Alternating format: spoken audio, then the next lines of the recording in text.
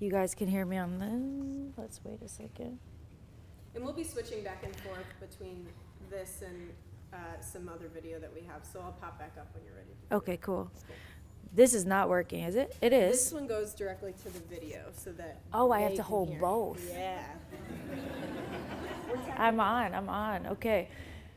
Thanks for being here, you guys. Really appreciate it. I'm excited to share some of my work with you guys, and I thank Creative Mornings for organizing this. It's really important that I think we come together, find out what everybody's doing, and then even just have some time to like talk, see each other.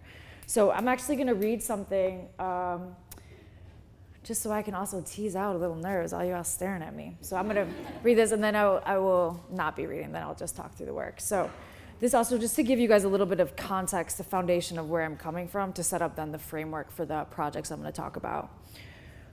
Okay, so the weight can sift, shift, and fall on shoulders, saturate, disturb, and yet rupture invisible. The role of the artist is to make the invisible felt, to help a people understand their experience, to document the search and understanding, to challenge, question, and ask, to shed light in dark places, and to listen.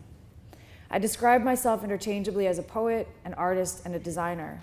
I work fluidly connecting disciplines materially, contextually, and collaboratively. I often frame my work as poetic journalism, documenting which is not told in traditional forms of journalism, but rather documenting the felt experience, the effects, the lived, the physical, the psychological, and the spiritual.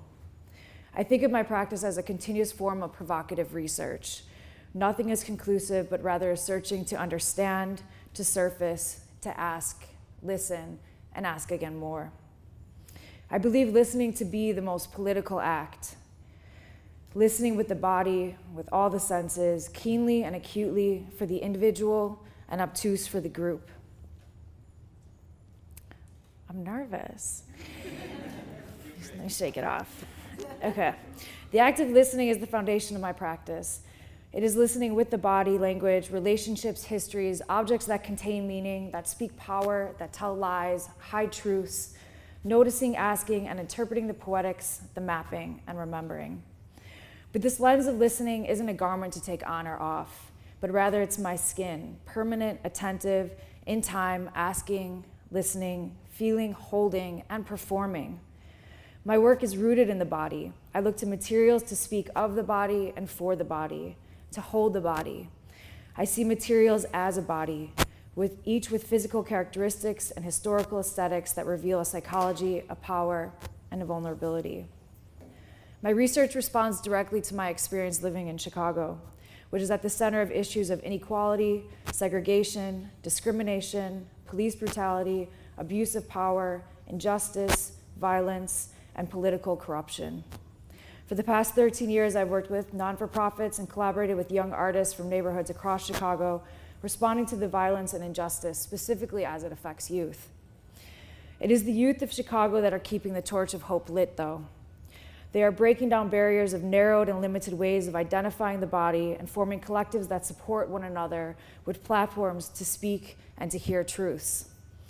It has and continues to be the biggest honor for me to collaborate with them, to receive their trust, and to share in their actions of hope, truth, and persistent call for justice.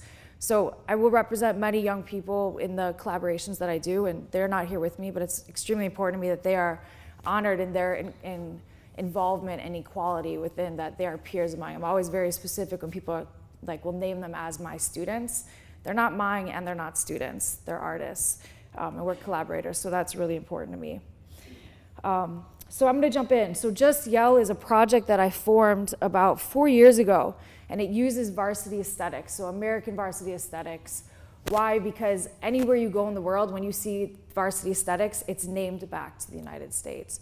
So for me, it's the one time that we formed our own aesthetics that represents here. So I look to those aesthetics to ask, what is American and what does it mean? How do we understand being American?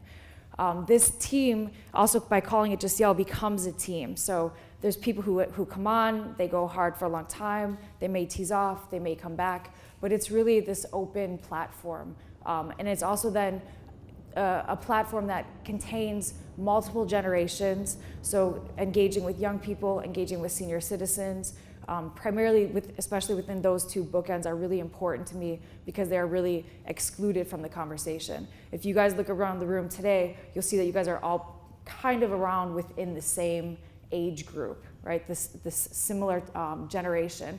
So it's really important to me that we include multiple voices in the conversation.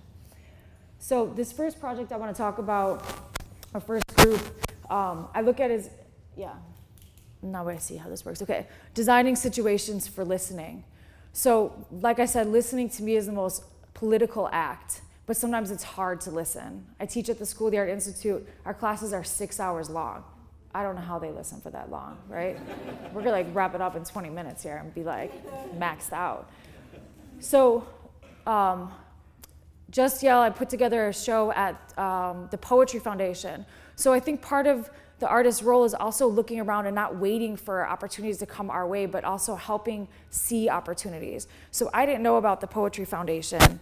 I was collaborating with a lot of young poets in the city, and they also didn't know about it. So I went to the Poetry Foundation and said, hey, I work with a lot of young people. We don't know about this. How can we help activate this space? Because how important, how beautiful that there's a site in Chicago, nowhere else in the world, that's committed totally to poets. That's just poetry. So the space itself, raise your hand, who's been there? Go there. Go there. Superior and Dearborn, it's beautiful. The architecture is profound. It's very Zen-like. It's meditative. And part of what we wanted to do was then disrupt that meditative, really calm feeling to it. So we wanted to work with this transparency. It has this glass facade. So looking at from within, it's called. So you have poetry within, coming almost with that, the building becomes the body, and then it's exuding out into the city. So these desks that you see were part of the permanent installation, which I'll talk about in a second. And this book, which I actually brought with, that I'd be happy to share with anybody who's interested to see the physical of it. And what this book is a collection of, it's an oversized book, this big, and it's a collection of statements that say, where is? And it's from 2012 to 2013, the names of young people who were killed by gun violence in Chicago. So the book is a performative object. So it is, all the pages are perforated and they are cardstock so that they can be torn out and become protest signs, which you'll see in a second. So this just gives you some images into the space.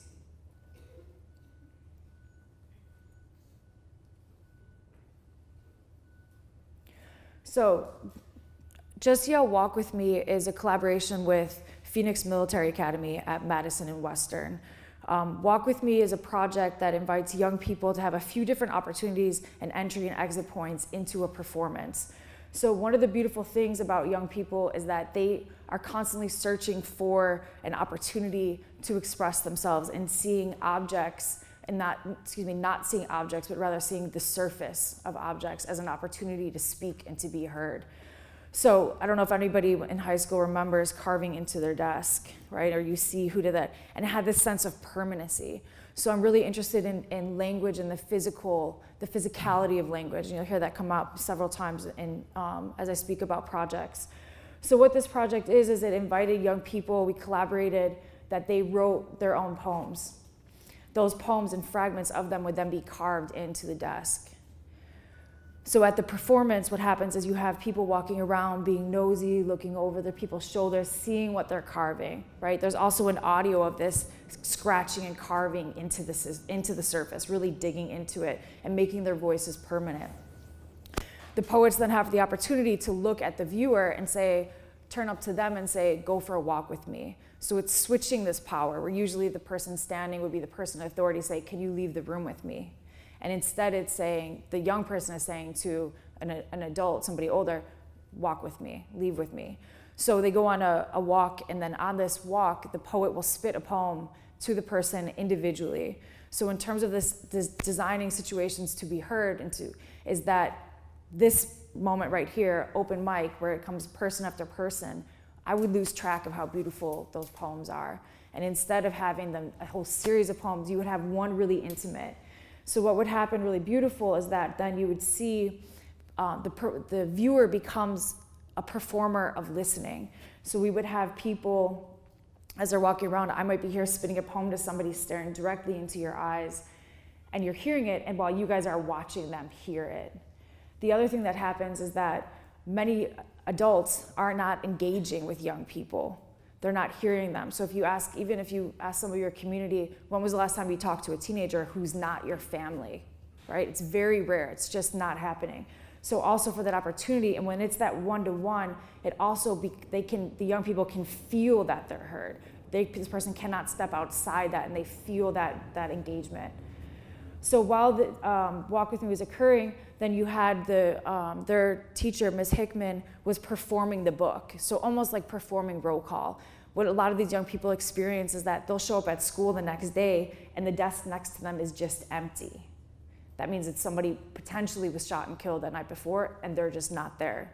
There's nothing discussed about it. There's usually no grieving process. There's no structural system to deal with that mourning and that loss of a peer. So while the teacher is calling out where is, removing the page and handing it to the viewers who are there, those then become takeaways. What do you do with that sign?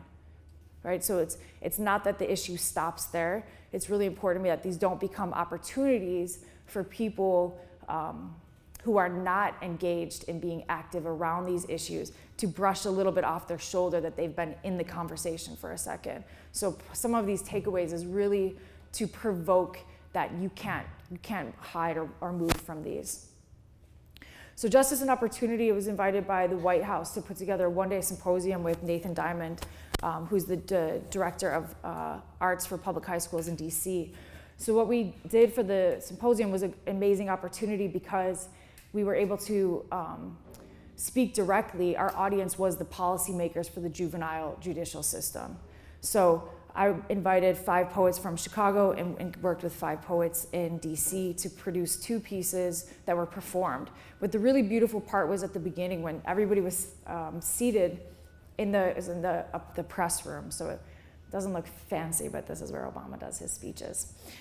So it was a big deal for us. And so the poets were scattered throughout the seating, just like you guys were or are now. And when the policymakers came in, we did what we call pop-up poetry. So you would just stand up at your seat and you might say, I have the right to remain silent.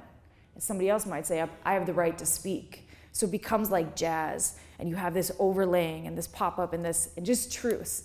And part of what's really important to all of this for me is I was in giving a lecture at University of Utah, and one of the faculty asked, what do you do about profanity or this or that? I don't know what the poets are gonna say. I don't know what their poems are. When they did their walk with me, I don't know I'm not mediating that. That's their art and their form. And part of that for me, when she asked that question, I confronted her and said, that's your stereotype that they would be bringing that. And so for me, being able to have those kinds of conversations and break down those ways that young people are seeing and give them the opportunity that that's just for them to be their truth and not applying what my idea might be on them or an outside idea. So the premise of this one-day symposium was looking at what are the aesthetics of the state and the aesthetics of contemporary urban experience for young people and combining them. So we did poetry panels. These are young people from Baltimore who actually went through the juvenile detention system, so they were able to speak their truth, their story. And in the afternoon, we did breakout sessions. So the gentleman here that you see the suit from the back, that's Obama's speechwriter. So we got to look at how does he approach writing, how does he approach speeches, and how does that relate to poetry, young people, how they're writing, and we were able to write a piece together. So this evolved the next day, truth is evidence. So one of these blog questions Creative Mornings asked me was, when did I know that I was going to be an artist? Which I just kind of made this connection. That was when I was like 17 or 18, was not in a good moment, and realized that art was the one place that you could ask questions.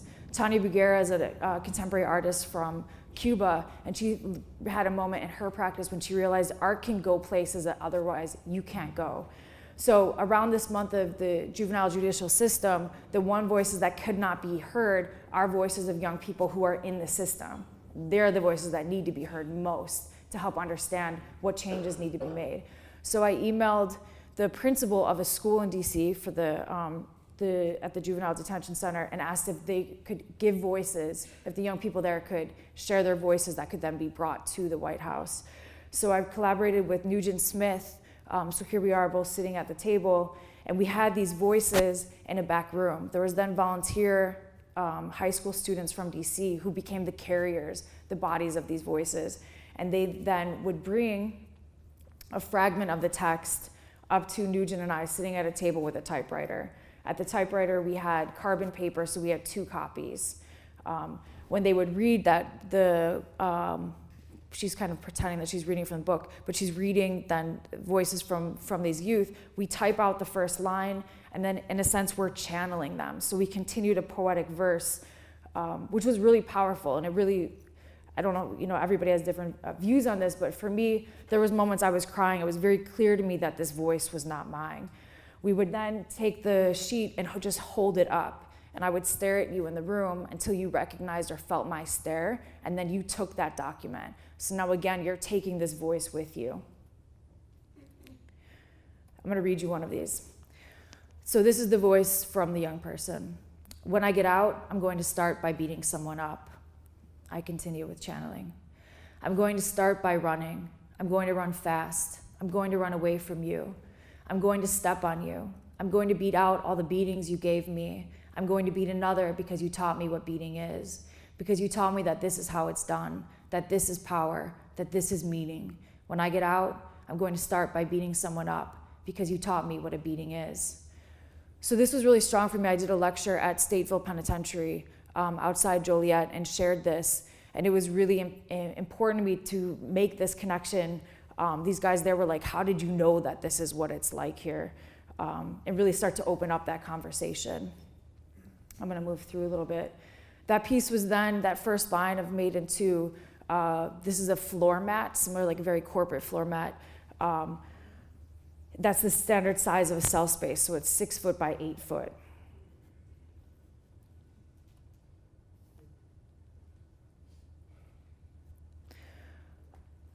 This is a new project. Community is built on empathy. So this was a invitation from Kenyon College, which is in Gambier, Ohio, outside of Columbus. Alumni in the house. And I had done this project with these championship banners, working with youth previously in 2011 at Lindblom High School in Inglewood. And I collected statements from young people, had a selection, and then basically I keep everything the same. So I work with a company that produces these banners for school, and I take out like state champs 1979 and put in the voice of a young person. So their voices become elevated into championship statements. The other thing about it is that it becomes a looseness in terms of the authorship.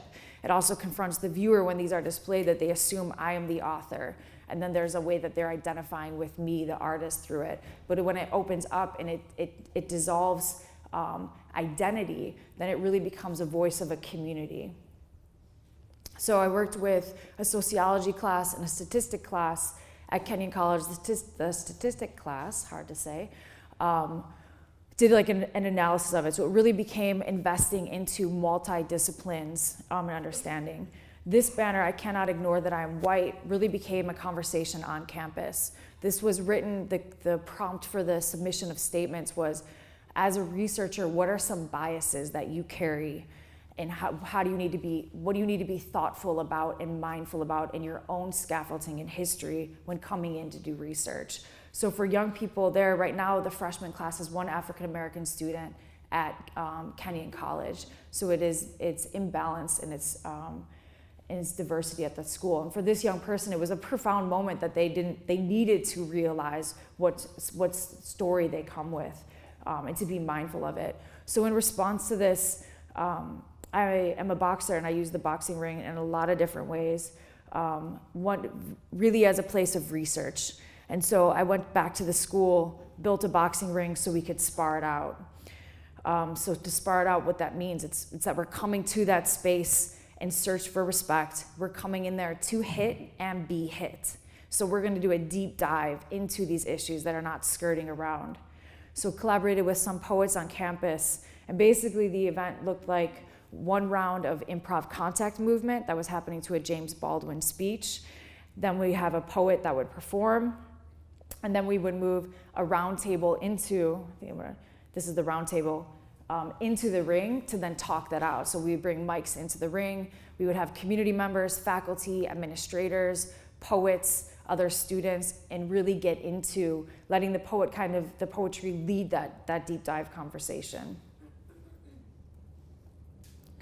So the physicality of language I've been talking about a lot. This is a video. So this is an excerpt. So this piece is called Stacks. So the table starts empty, and then this figure keeps bringing these objects back and forth. So the objects are performing as much as the figure is performing. And their audio, their vulnerability, their instability, the multiplicity of them, they become an action. So it's looking at how do these objects, we ask them also to speak and to hold and to communicate. And this piece really celebrates failure. So you'll see that through this instability, this will all crash. And so failure is really important to me. Failure to me is an opportunity to consider, to ask again, to try again. So I celebrate failure in my own practice, in the classroom.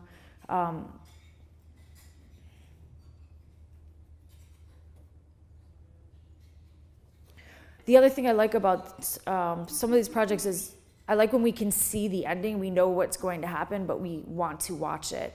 So part of, you know what I'm saying?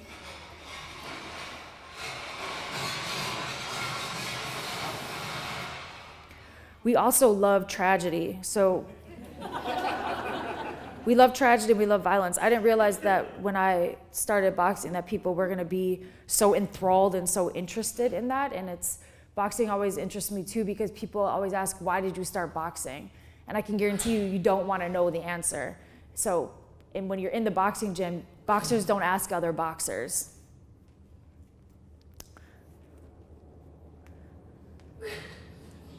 So this piece is called Restraint. I have it as a video, and I do it live in a small room, one-on-one to people. And it's really, people really seem to feel it. I really feel it when I do it. It's an emotional piece for me. And basically it's one hand is saying, say it, and the other hand is saying, don't say it. So it's kind of this battle of speaking up.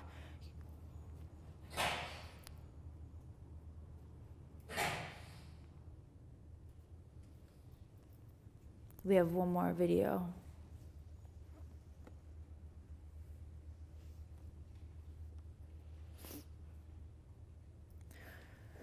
Okay, that's okay. Let's switch it back. We could skip that one, it's okay.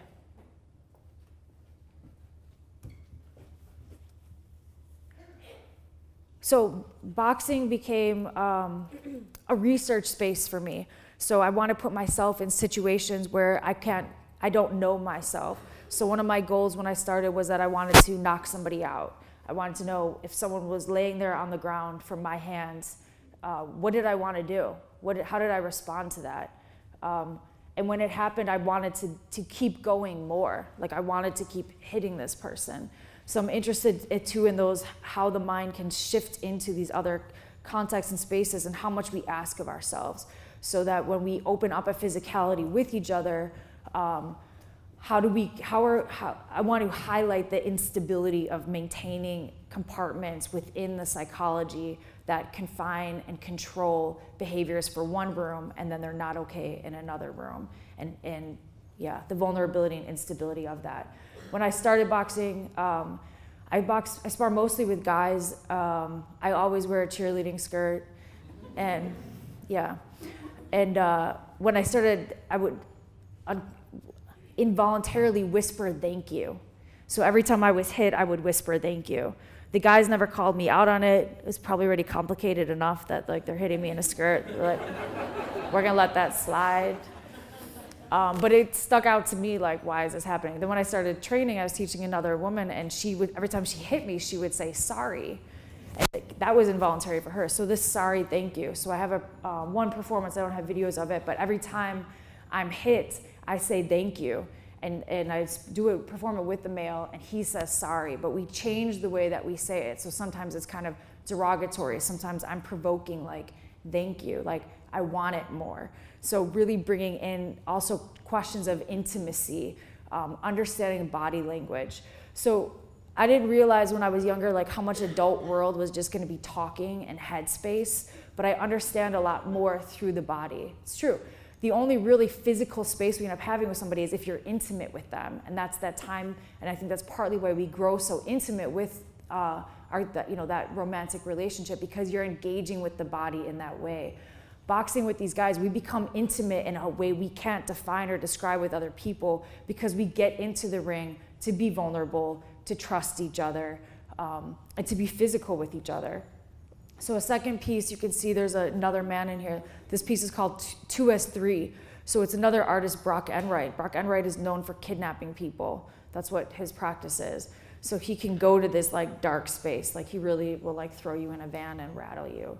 So he is in the ring to kind of be this other, our internal psychology outside.